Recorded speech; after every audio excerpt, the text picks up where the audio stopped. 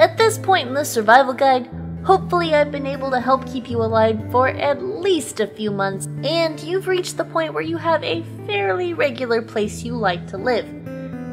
I could be wrong, and you're the nomadic type, which is totally cool too, but most ponies like to have some kind of permanent place to keep things that they don't want to carry around with them all the time.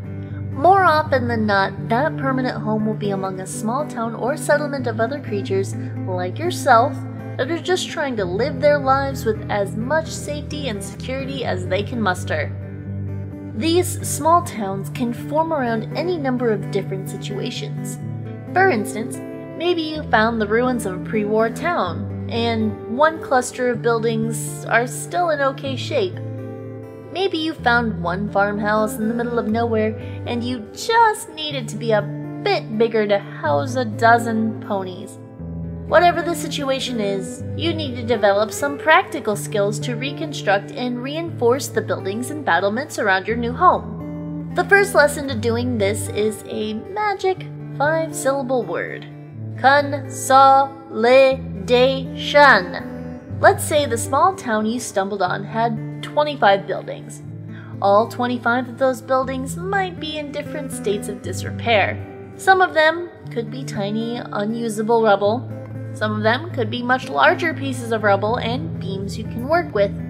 Then there are the core group of 5 or so buildings that are mostly still standing. Those are the ones that you want to rebuild, by consolidating the materials of the ones that are much more destroyed. Whatever circumstances allowed for a particular building to survive the Great War and still be standing almost 2 centuries later is pretty remarkable. Even if it was a chance occurrence, those are the buildings you want to reinforce just for good luck alone. Plus, there's much more likely odds that they just have stronger materials holding them together. The buildings in my earlier example that are large pieces of rubble and beams are what you want to start breaking down. Large pieces of recoverable wood or metal can be nailed or welded in key places to cover the holes in the buildings you want to live in. That will make them safer against monsters and raiders. Ultimately, you want the building to be defensible. Aside from sealing holes in the walls, it would be good to build and install reinforced window shutters that you can pull down if you're getting shot at. Finding the right work tools can be tricky, so you might want to start looking through an old hardware store. Even if it's already picked over, you might be able to find posters or magazines that give you an idea of what you're looking for or trying to build. Even those loose pieces like a drill bit can be recovered and attached to something homemade and still get the job done. Another tip for unicorns would be to learn how to weld. Finding cans of welding gases is very tough. While there are other kinds of welding machines that work off of energy weapon batteries called spark welders, they can be hard to find too. The best thing to do would be to learn how to become your own spark welder, if possible. Now, obviously, I'm not a unicorn, but from the unicorn construction ponies I've met over the years, it's been explained to me that this can be done by either a heat spell or a spark spell. And both of them involve being able to hold that spell for long enough gaps of time that you can actually stick some metal together. So hopefully, some of these construction ponies are writing their own books too. At least keep passing on skills to other apprentices. If you're a unicorn who thinks they could possibly do something like that, then seek out a pony who already knows how and see what they can teach you. Working with wood is a lot easier, especially if you find a good, solid log somewhere.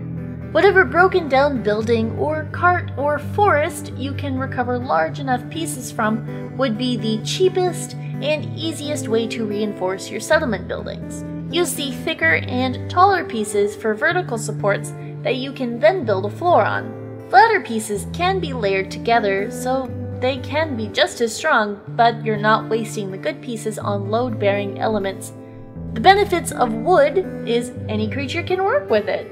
Sticking wood together is limited by finding enough nails and hammers. And, luckily, there are lots of nails still laying around everywhere. You can even recover nails from other old buildings, but you want to make sure to check them before using them. That's really the #1 golden rule of any kind of settlement construction. does it work? If you find a large, flat sheet of metal, you can use it as a second-story floor. Set it on top of something close to the ground, like 2 fallen trees.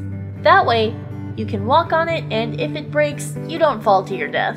If you find some pieces of hard plastic you want to use as defensive walls to stop bullets, well, there's an obvious way to test that. Many of these things can be made stronger by layering as well. Maybe one piece of wood won't work, but layering 3 of them together will. You also want to make use of cross beams to reinforce your floors and walls. The best way to get an idea for how to do that is to look at the buildings that are already around you. I'm not an engineering pony, so I can't give you a lot of detailed equations and things for how to best lay out cross beams. It'd probably take a much longer book to explain all that. However, this is where recovering old pieces from buildings helps a lot. It gives you an idea on how large certain wood or metal beams need to be, what they're made of, and how to lay them out. For instance, sometimes the tall side might have to be flat against a wall, while other times it's the smaller side that should be touching the floor, like the letter I. That is the main lesson of this chapter. If a building is sturdy enough that it's been standing for this long, there's probably some lessons to learn from it. So pay close attention to the ruins as you're walking through them. And over time, you'll learn more and more how to take those ruins and rebuild them into something new. Then, your new settlement can protect all the ponies and creatures you love from the parts of the wasteland that need a little more time to stop being wasteland anymore.